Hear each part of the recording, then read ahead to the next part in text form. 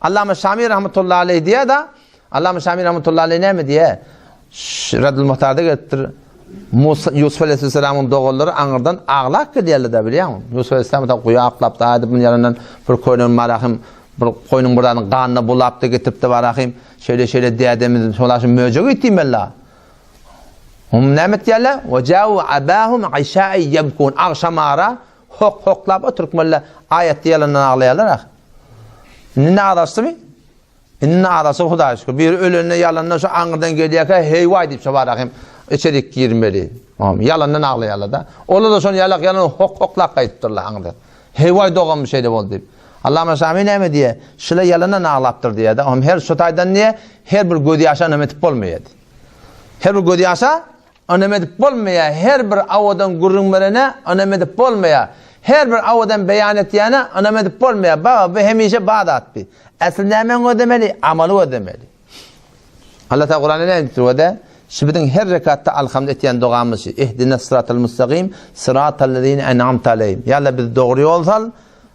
Haydi doğru yol, sıratallezine en'amte aleyhim. Yani nığmet verilen adamdan yolunu salıyor. Her rekatta ben Kur'an'ın yolunu salıp dua edenek. Dua, ya Allah ben Kur'an'ın yolunu sallayanak. Ya Allah ben hadisin yolunu sallayanak. Bir kere nığmet verilen adamdan, bir adamla var. Yalla beni şol adamların yolunu salyan. Nığmet verilipdir şöyle. Kim şola? Peygamberlerin yolu, sıddıkların yolu, solihaların yolu, ve neme şuhadaların yolu. Her rekatta Allah Teala'dan biz şindiriyor. Ya Allah beni şu 4 cemaatin yoluna sal. Adamlar iba, şu adamların yoluna sal. O ne deyip? Vakti Kur'an düşünen adam olmasa sen gumrah edersen yani. Şey der mi etmer mi? Sen iğrini düşünen adamın Kur'an doğrusu mu sen gumrah et ye? Ama Allah Tebarek ve Teala şu 4 cemaattan ve de peygamberla, sıddıkla, şehitle, solihala. Şunun içinden Allah Teala Kur'an'la ve kunu ma'as sadikin doğrusuyla bilen bulun deyiptir Huday Teala. Peygamberle bile bilen bulun deyiptir Huday Teala. Çünkü peygamber yok bu ad. Nereden peygamberle bilen bulacak? Şuhadale bilen bulun deyiptir. Yani 4 cemaatin bir cemaatçı. Şehitle bile bulun deyiptir. O ne? Şehit yok da şehitlik ölü gidiptir. Solihala bile bulun deyiptir Huday Teala Kur'an'la.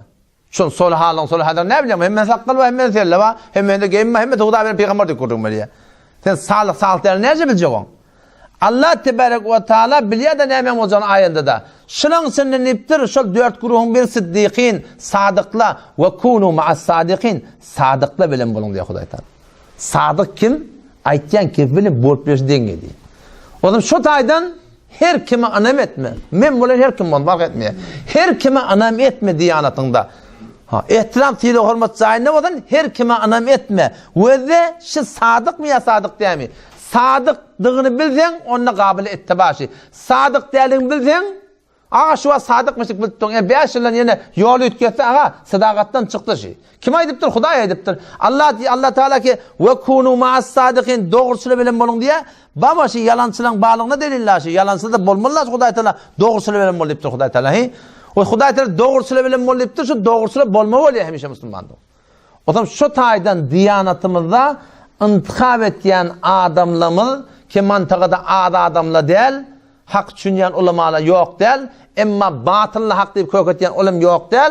Şu taydan şu sadıkları ödeme Müslümandan. Ve de aydıp bir şey, bulup bir şey, aytyan kefilen, kitap bilen, den geliyem gelmiyor.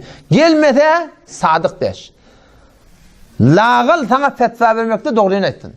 Emellik verdin ne zayıfta olsa, lağıl sonranda sana doğruyunu et. Kemez kemi.